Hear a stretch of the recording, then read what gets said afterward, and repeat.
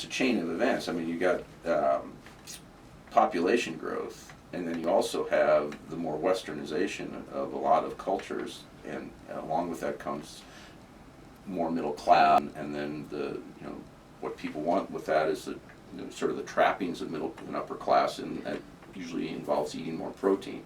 And so what you get is as there's more wealth in a lot of the developing countries, you get a switch over from traditional more herbaceous diets to more protein laden diets. And the question is, where's that protein going to come from? Well, the fish are an obvious part of a lot of these cultures' traditional food.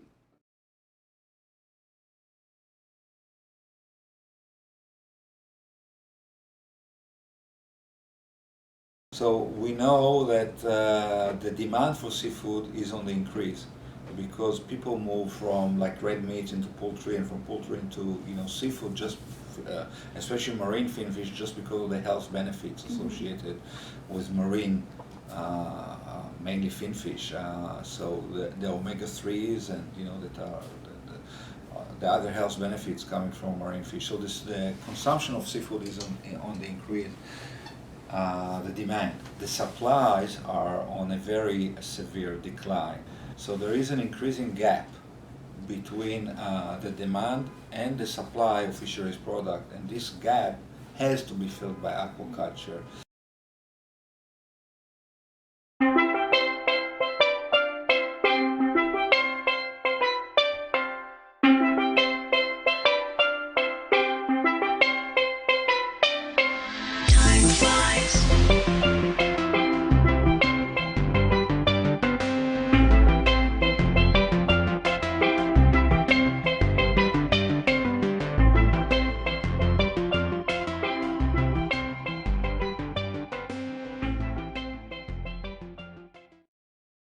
So right now aquaculture has been growing at a certain pace, and it produces about 50% of what of all our seafood consumption.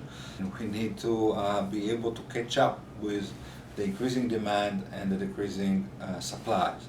So right now I said aquaculture is growing at about a pace of about 6% annually. It needs to double that pace at least.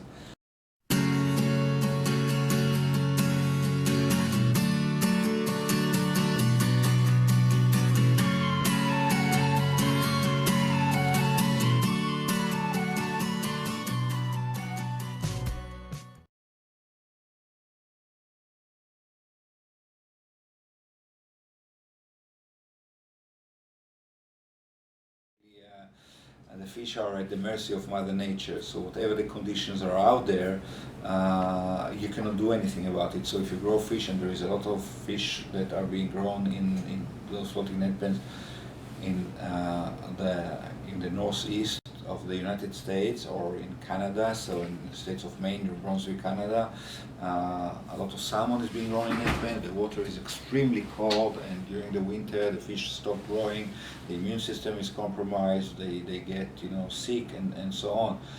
In our system, all the environmental parameters are completely controlled, so we can tailor everything, the temperature, the salinity of the water, the chemistry of the water, to meet the requirements of the fish of interest to enable optimal performances.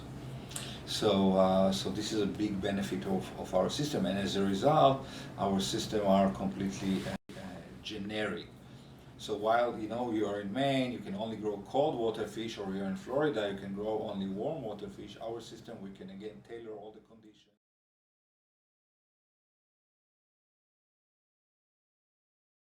Particular population is a broodstock population.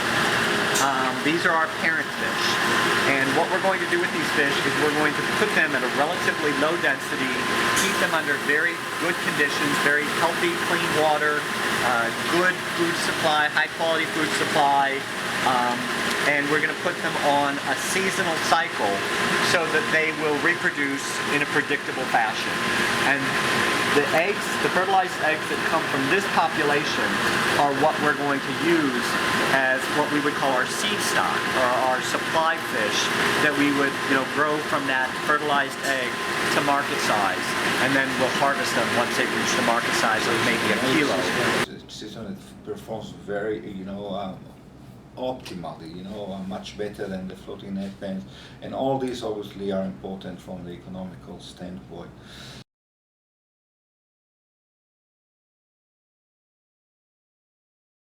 The economy dictates that this fish has a much better market, and would, the feasibility, the economic feasibility would look much better with this type of a species, a specific type of a species, like the fish that we are working with downstairs.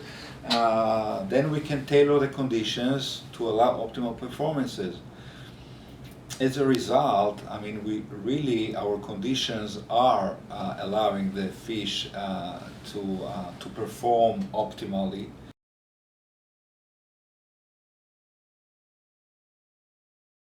To grow Mediterranean sea bream or European sea bass in a coastal net pen, it's going to take you about 14 months to get them to market size because your conditions aren't optimal. You have, weather fluctuations, water temperature fluctuations.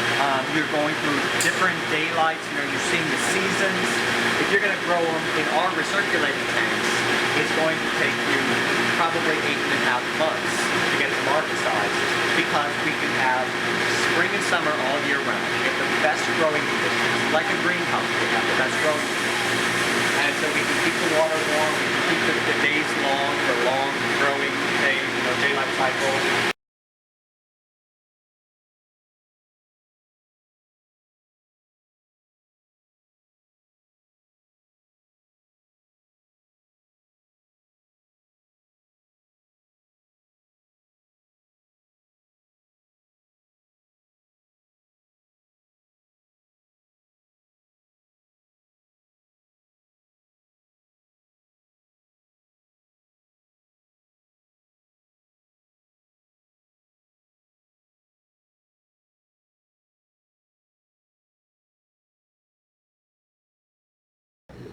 Into the future, we'll see more and more our type of system used in the industry. Mm-hmm. So I think that in the future our type of technology will be growing in the future in terms of commercial aquaculture, and I think that we'll see the net pen aquaculture actually, hopefully, being used less and less. So I think that the industry is going to go more into the contained type of aquaculture that is completely biosecure and environmentally responsible, and we'll see less and less of the floating net pen technology.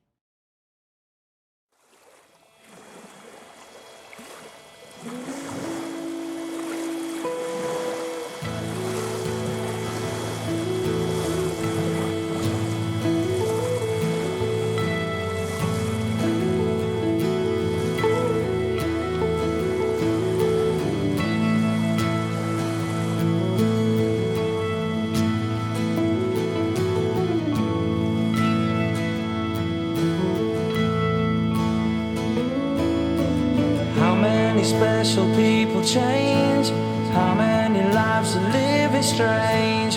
Where were you while we were getting high? Slowly walking down the hall, faster than